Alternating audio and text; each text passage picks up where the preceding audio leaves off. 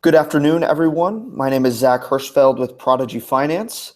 Hope you're having a wonderful morning, afternoon, or evening, wherever you're joining us from on today's live stream. So excited for you to be here.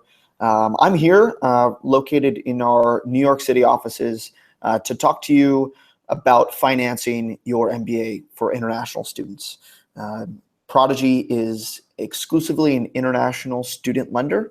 That we provide affordable access to funding for you to achieve your dreams to go to the world's top MBA programs. So we're so excited to be invited by GMAT Club to be able to give you some information today. Without further ado, I'm going to get right into the presentation. So let's go to the deck here. I'm going to share my screen so that you can see here. Perfect. All right.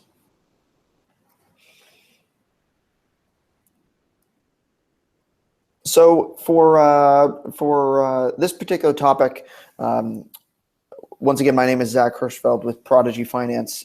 I'm Student Relations Manager for Prodigy Finance in North America. So how that works is I work with a team in the New York office trying to make international students experiences of going from their home country to school in the US or to school in Canada or elsewhere abroad, on making that experience the best it can possibly be, and specifically around financing. So how are you going to be able to afford this great education coming up? So here in terms of Prodigy as a whole, this is kind of what we're about. So we are a community-based student lender. Now, what exactly does that mean?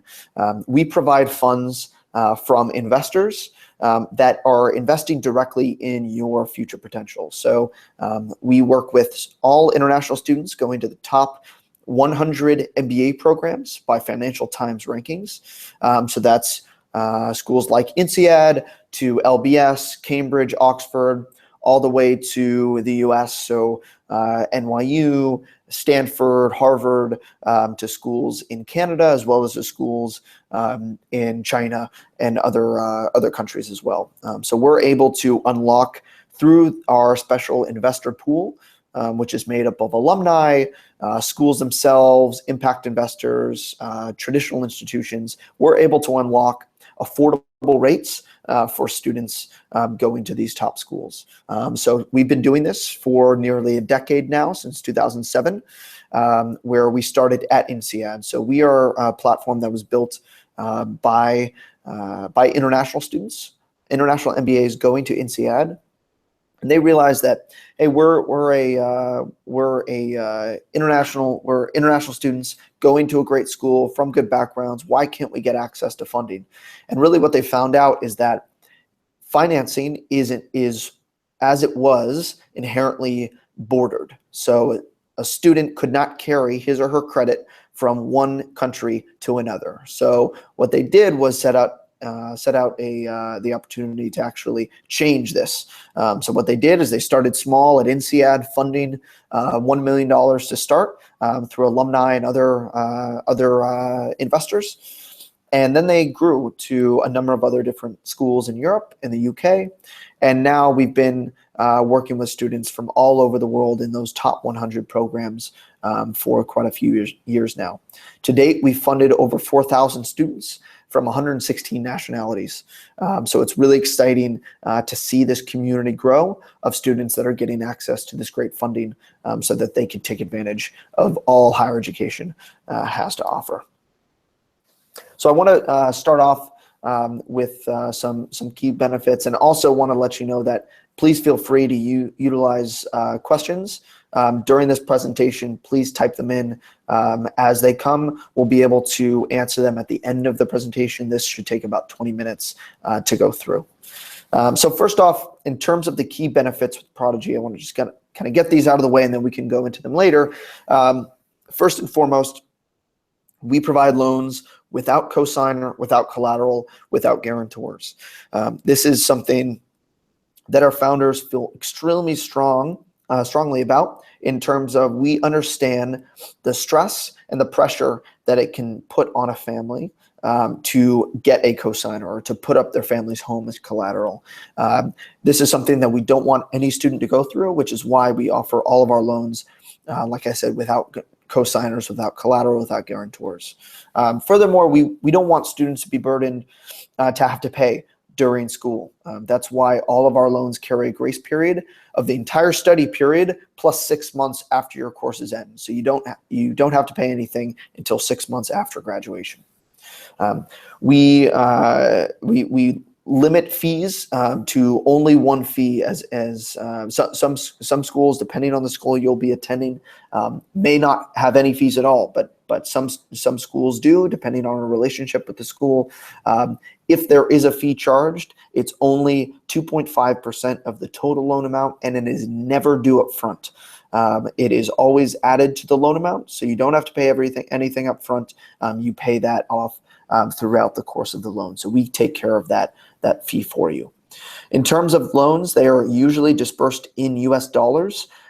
If you are going to a school in Europe, it could be dispersed in a euro or a GBP loan. If you have a specific question on that, please let us know or contact me after this presentation.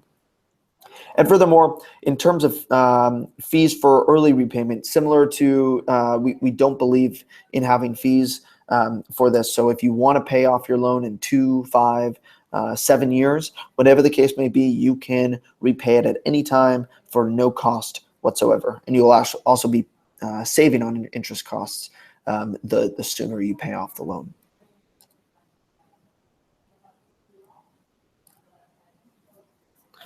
So one thing I always try to start with my students on is the concept of your budget. So every school, every MBA program that you'll be attending will have its very own cost of attendance figure. Now, if you're not familiar with cost of attendance is tuition plus fees plus living expenses. And this is a great way to start, great place to start in terms of, okay, understanding how much overall funds you're going to need to be able to get through the entire program. Furthermore, some things that are not included in this cost of attendance, but something to consider when you're trying to come up with your whole budget, is how do you plan to arrive on campus? If you're traveling far away, how difficult or expensive a journey that would be. That's something to consider. Also, where do you plan to live while you're at school? Do you plan to live off campus or on campus? Many different living arrangements can cost different amounts. So this is something to definitely consider. And furthermore, business school is inherently social. So do you plan to take advantage of social events or professional treks or other types of trips? These are important to ask your financial aid office. Are these trips included in the cost of attendance? How they should go about understanding how much those will cost. Each of those will depend on what program you're going to, how long the program is, etc. So furthermore, in terms of when you figured out your budget, now you've got to figure out how are you going to pay for it. So this is where some funding sources come in, and I've written down a short list here of options for you, just so you can consider, your cost of attendance is X, how you're going to pay for it. So first off, you can utilize personal savings, and then perhaps you can use some scholarship or sponsorship. The scholarship could be from the school, it could be a private scholarship elsewhere. Those are things to consider. Perhaps if you're lucky enough to get a gift from friends and family, this can be a great way to get some extra money for you to be able to afford school. If you've exhausted all of those options, a great way to make up that cost of attendance is a loan. And specifically, if you're an international student that can't get a cosigner, that doesn't want to burden your family with collateral, a Prodigy loan is a perfect opportunity for you. So let's say you come to the conclusion that a Prodigy loan makes sense for you. So actually, how does it work? So our Prodigy Finance process is completely online. Everything from the application to providing documents to signing the loan agreement to the dispersal, everything is done electronically. So you have no papers to fax in, mail, anything like that. So the application takes about 15 to 20 minutes. And what we do is try to learn a little bit more about you. So what's your background? Where have you worked? What's your GMAT score? We ask for a few other pieces of information, like do you have any debts or liabilities to your name? Because essentially what we're doing is we're taking this data. We're a fintech company, so we love data. We take this data and crunch it with numbers that we receive from the schools. So you tell us what school, what school you're going to be going to. And then we look at your profile and say, okay, this is your background. These are the employment statistics and other data that we've gathered that will tell us, okay, chances are you're going to be making X salary over the course of the next 5, 7, 10 years of your life. This is what we can reasonably assume that you can afford in a loan. And this is all a part of our unique credit assessment model. This is what sets us apart from a number of different institutions, in that we understand and we take in robust data sets to really understand what you can reasonably afford. So once you submit your application, we crunch your application into this model, and we're able to give you a provisional offer, which includes a loan amount and an interest rate unique to your particular application. So you'll be able to get this oftentimes within 5 seconds of submitting your application. You'll get this provisional offer. And after that, you'll simply be asked to provide some supporting documentation. You'll submit those online, and that's really for the underwriting process, for us to verify whatever you said in your application is in fact correct. So it's more of a checks and balance on our end to understand what we can expect and verify for your application. Furthermore, we will then be able to fully approve your loan and then send you the loan agreement to sign electronically, and then disperse the funds to the university on your behalf. So one question that I get from students quite a bit is, how much can I borrow? So in terms of your borrowing limits, as a general rule, your cap will be at 80% cost of attendance. This all depends on the particular school relationship that we have, how much the school will let students borrow, because some cap their students that are only borrowing a certain amount because they don't want them taking on too much debt or whatever that is. But as a general rule, it's 80% cost of attendance. You can apply for that maximum amount, or you can apply for as little as $15,000. $15,000 is our loan to minimum. In terms of tuition and living expenses, Prodigy funds can be used for both. If you're using it for living expenses, what we'll do is we still send everything, all the funds to the school. The school takes however much they need for tuition and fees, and then the remaining amount will be transferred from the school to your personal bank account. And then from there, you can use it however you wish. And just as a general rule, the average loan size for students is around $40,000 per year. So that's about the loan amount. Now, how about the interest rate? So interest rates work at Prodigy on both a fixed and a variable scale. So whenever you're given a provisional loan offer, you'll be given a fixed rate but that fixed rate is always tied to 3-month US LIBOR, which is a variable rate. So let's say for instance, you'll receive a 7% interest rate on your particular loan offer. That 7% interest will not include 3-month US LIBOR. So if you're not familiar with US LIBOR, it's based on the federal funds rate that is set by the US Fed, and that is the cost of exchanging money across various lending institutions.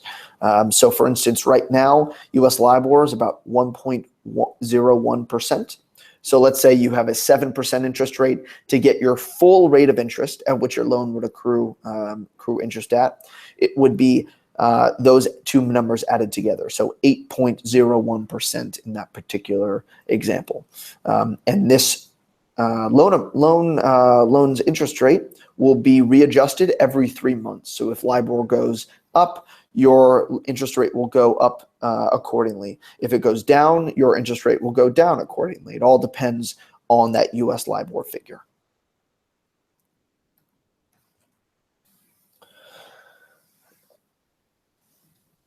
Going back to the cosigner or guarantor question, so what I spoke about earlier about, do we accept or require cosigners? So once again, absolutely not. We do not provide the opportunity even for you to give us a cosigner, because essentially what we are here for is we are here for the students that don't have the options to be able to get a cosigner or to put up their house for collateral. To be honest, in many cases, our rates and loan amounts are even better than some institutions that will make you put up your family's home as collateral or some other asset. But in terms of getting a discount on your interest rate or increasing your loan amount, collateral or cosigners will not help with Prodigy. So as a general rule with Prodigy, don't even think about needing anything like that. We're here for you just as your individual loan. We assess you, the student, individually based on your borrowing power. Some quick tips here in terms of during school. I get a lot of questions from students around, hey, what if my budget changes during school? Maybe I'm spending more on living expenses or other food or social spending. A lot of options or a lot of issues come across if students are using savings back in their home country. Perhaps there's currency fluctuation and your savings is now less than you thought it was going to be. How can you get some help there? So Prodigy can help in those situations by what's called a Prodigy Top Up loan. So let's say you already have a loan with Prodigy to start the year. You can request in the middle of the year an increase in your loan amount, barring that you actually qualify for an increase. You can apply for what's called a Prodigy Top Up loan so that you can access more funds to make ends meet during the program, because we always want to make sure that you have enough funding to be able to afford the entire cost of the program.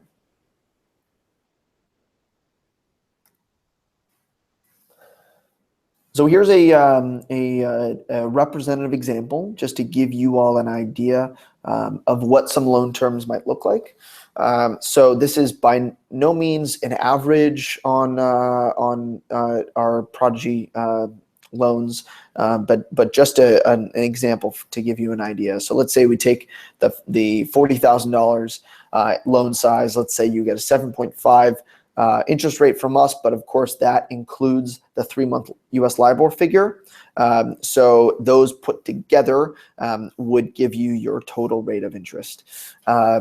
Fees, like I said, in some cases we do charge an administrative fee that would be added to your loan amount.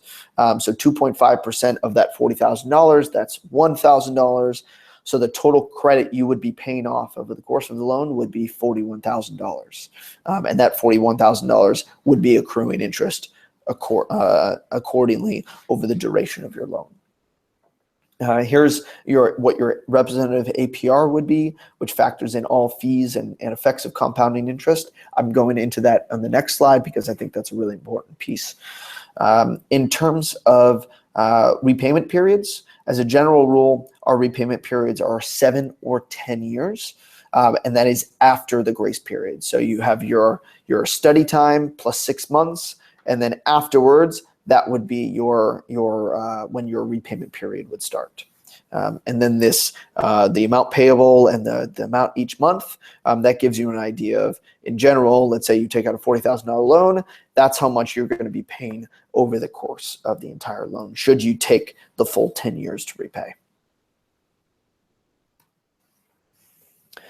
I mentioned that I was going to go into APR, and here's a little bit more on what it is. So if you're not familiar with APR, it's not your interest rate. It is the annual cost of borrowing. That is a great way to have a tool for comparison across lenders. So as you'll see here, the simple rate of interest is that fixed rate, and the variable base rate, like a LIBOR or a US Prime or whatever you have. So that's your simple rate of interest. But APR also includes any fees associated with it, like an administrative fee or a repayment fee. There are none of those with Prodigy, but some other lenders might charge you a repayment fee. So what I'll ask is, if you're looking at other lenders, make sure you find out, one, what that APR is, and two, what all fees and everything they're including in that APR, because it's really important to get a full apples to apples comparison of how much it's going to cost for you to take out this loan. And as a general rule, the lower the APR, the better the deal it is for you. So I can't stress enough, APR is a very important comparison tool for you to see what is the better deal for you. In terms of prepayment penalties, like I said, there are no penalties whatsoever. So let's say you got a signing bonus and wanted to make a bulk payment after graduation, you can do that immediately, and that will pay down a large chunk of your loan repayments. Let's say you are in the middle of school and you have a $40,000 loan with Prodigy and you win the lottery. You want to pay that down immediately. You can repay during school if you want to. You can repay the entire amount, and there will be no questions asked and no fees or penalties associated with that.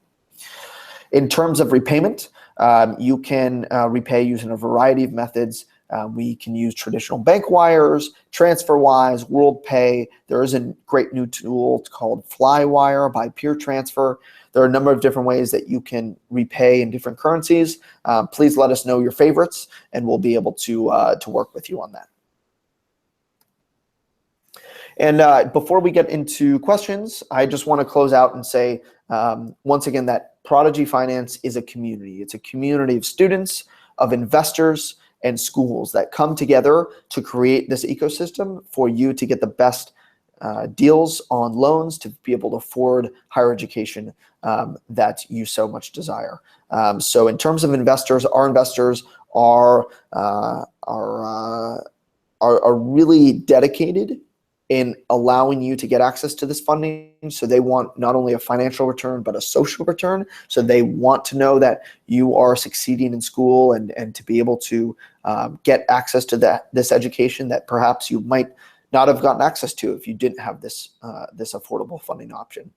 Furthermore, schools, we work closely with financial aid directors and admissions counselors to really promote diversity and be able to obtain the best students, no matter where they're from, no matter their socioeconomic condition, because they want the best students, bar none. So financials should not be a barrier to be able to go to the best school possible. And with you, the student, we work very closely with students on campus. We have an ambassador program where students can get more involved in the Prodigy community. We host events on campus. I help guide a team of us in New York that work closely with the schools in the US and in Canada to be on campus and working with them to make sure that your experience on campus is the best it can possibly be. So here is my contact information. If you have any questions whatsoever, please feel free to get in touch with me. If they're private, you can send me an email or call me. But please utilize the questions now.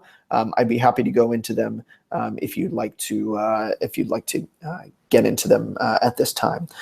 So I'm going to stop sharing my screen so that we can get right into the questions. All right.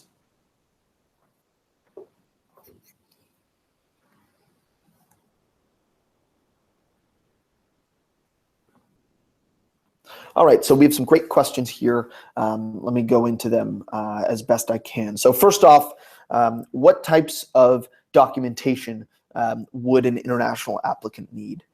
So in terms of this documentation, what you would need is a few different things. We need proof of residence, so more of just kind of understanding who you are and verifying that you are in fact who you say you are. So we would need passport, we would need proof of residence, and a few other pieces of documentation. Furthermore, we do ask for credit reports from one credit report or a letter of good standing from your bank from your home country. And this is not done in the credit assessment, but is more a check on have you been delinquent on any accounts in the past? Is there any extra debt that you haven't told us about that might affect your particular qualification for a Prodigy loan? It's documents like that. If you go to prodigyfinance.com, there's an entire list in the FAQ section, the frequently asked questions area, where we'll tell you exactly the types of documents that you'll need, and then you can start to prepare those.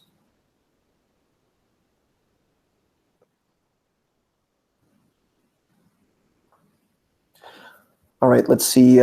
What is the general turnaround time for a loan to get processed and then paid to the school? So as a general rule, from submitting your application to the actual disbursement is about 3 to 4 weeks. And this is because we will give you out that provisional offer almost instantaneously from the time you submit your application. But barring any clarifications that we need to have in your application, plus how quickly you can submit those supporting documents, that's what can take a little bit of extra time.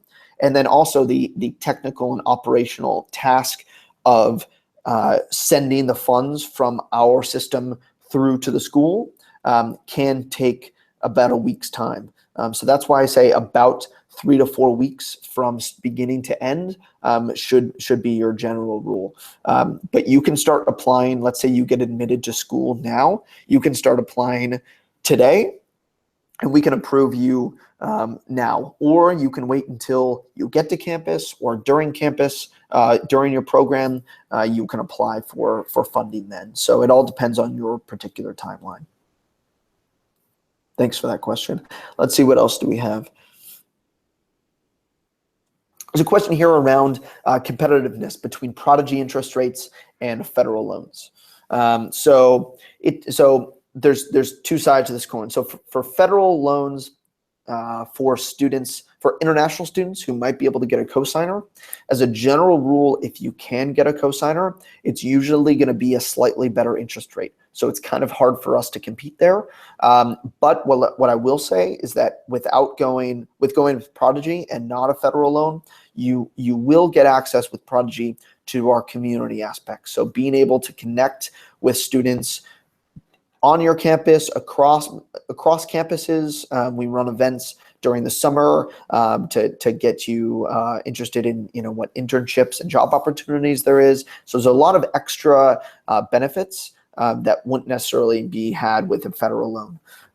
Furthermore, let's say you're a U.S. student going abroad and you want to get some type of federal loan program. Our rates actually can be quite competitive with those types of students. So it all really depends on your profile, where you're going to be going to school. What I would ask is, it's really easy to create an application online and submit it and get your offer within 5 seconds. So I would urge you to just go online to prodigyfinance.com, check it out, and see what interest rate you get to see if that is competitive in your mind.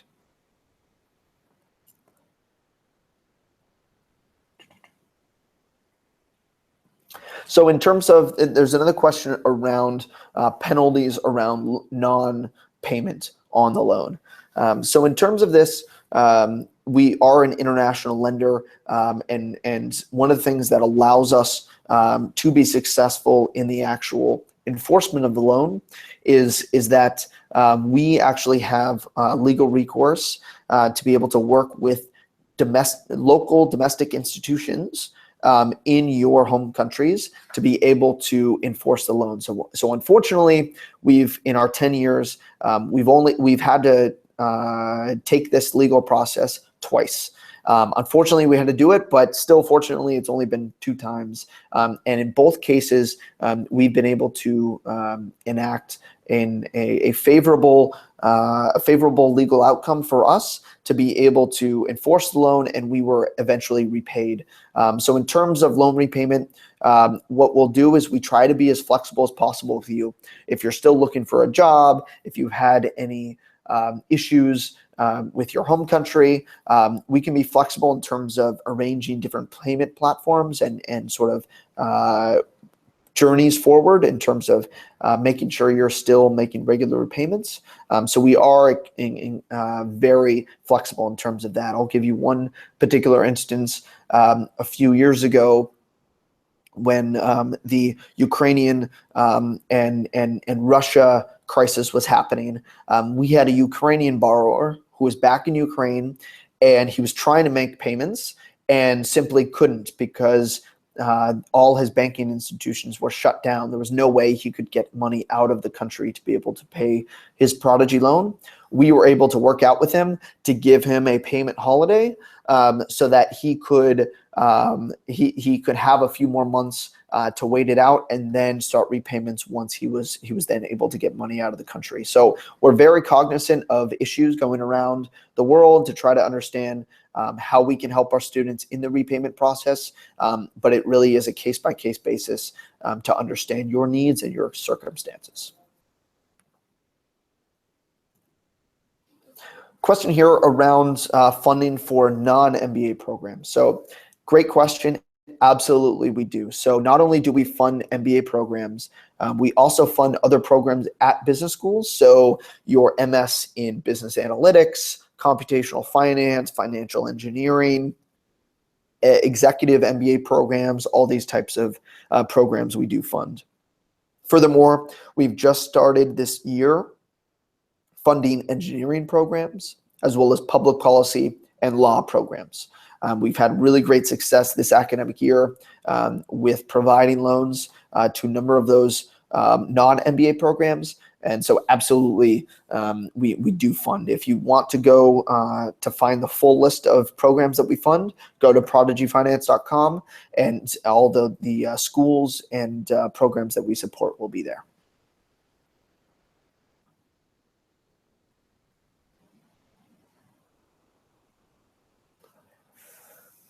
Here's another question regarding if the candidate does not land a job in the US because of visa issues, is there any support available for international students? So great question.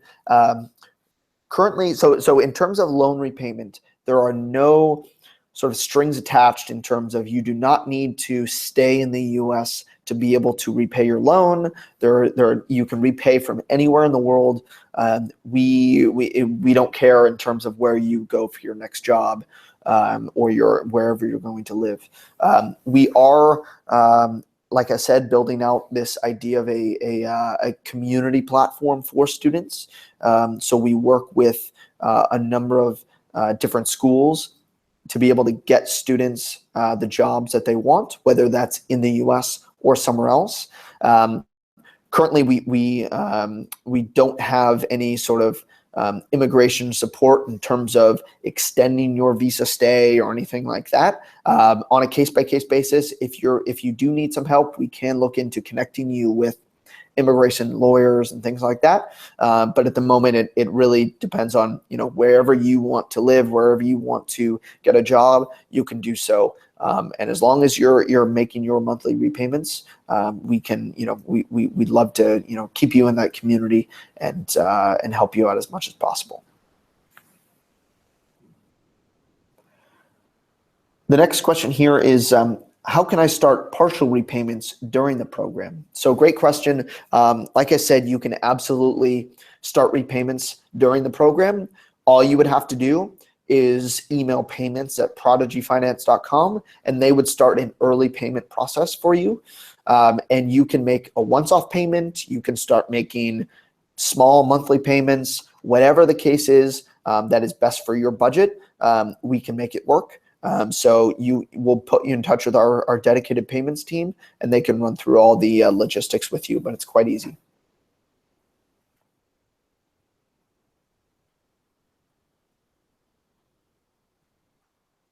Let's see. Okay, here in terms of, let's see, is there a virtual calculator that you can use as an estimation tool before submitting your application? So we don't have a specific tool available for you online. What you can do is, if you're curious about your specific situation, you can contact me directly and we can go through some things for you.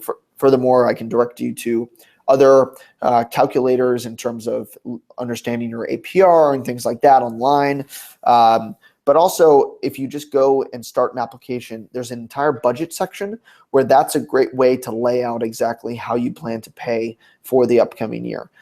So I would suggest going online to our application platform and filling out the application that way to see if that helps you kind of understand better your estimation tool in terms of how much money you're going to need, is the interest rate right for you, things like that. So, but if you're stuck, please feel free to contact me using my contact details. I'd be happy to go over it with you. Let's see here. These are great questions. Thank you so much. I have a question here on screening candidates. So what are the typical reasons for refusing a student from getting a loan? So there's really the main way is that if a student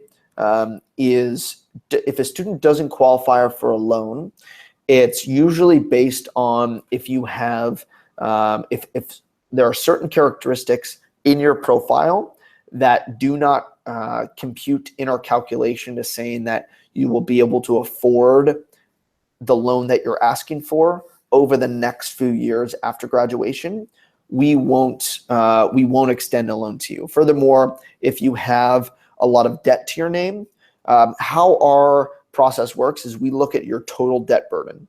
So we want to know exactly how much debt you have to your name, how much debt you plan to take out with Prodigy, and then from there, how much, and then on the side, we also calculate how much you can afford in debt going forward.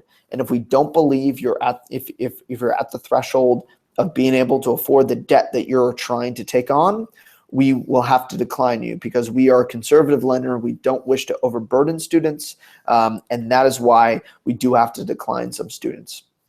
Now, in some cases, we don't fully decline you. We will tell you, okay, you maybe applied for $60,000 in a loan, but in our calculations, you can only afford $40,000. We'll tell you that and say, is a $40,000 loan good enough for you? Is there any way you can come up with additional funds to make that cost of attendance budget whole so that you can afford the cost of the program?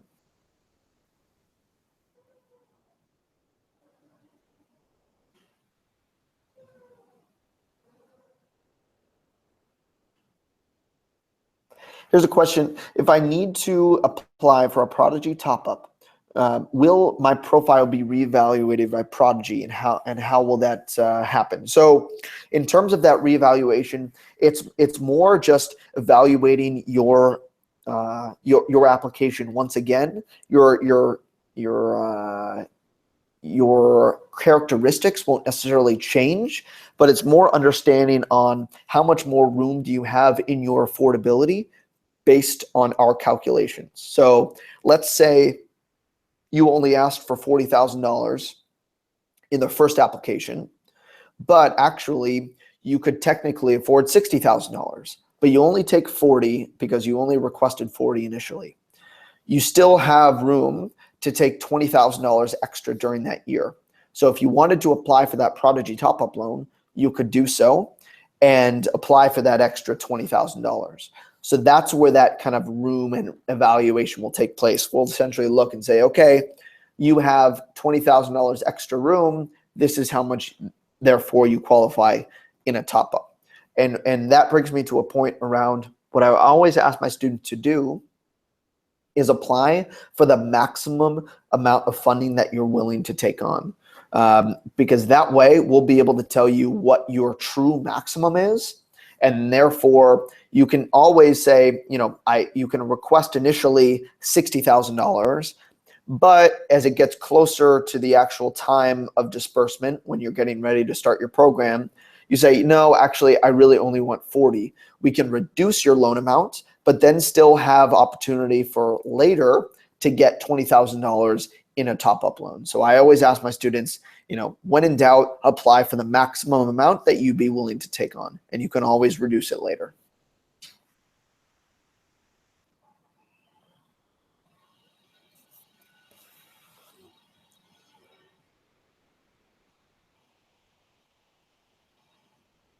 Let's see here.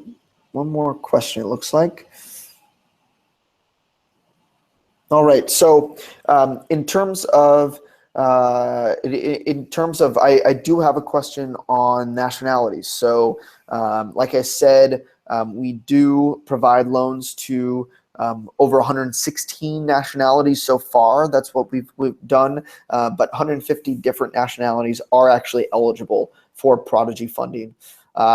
So in terms of what nationalities are common, I would say simply due to population, India, China, Russia, Brazil, the traditional BRIC countries definitely make up a large factor of our portfolio. But we work with all different types of students all the way from Latin America, from Ecuador, Colombia, all across to Nigeria, South Africa, Kenya, whatever, any type of student. If you're going to a top school, we can help you get funding. So what I would say is that if you're interested in learning more, I would either contact me or go to prodigyfinance.com, and you can find all of your answers there and start an application as soon as you get off of this presentation. So it does look like we're out of time now. So I do want to thank GMAT Club for inviting us to come speak with you all. It's been, I think, really fruitful, and from your questions here have been so interesting and very insightful. So I really appreciate you taking the time to ask those questions and to learn more about financing your education. So with that said, thank you so much, and I look forward to speaking with you more and helping you fund your education in the future. Thanks so much.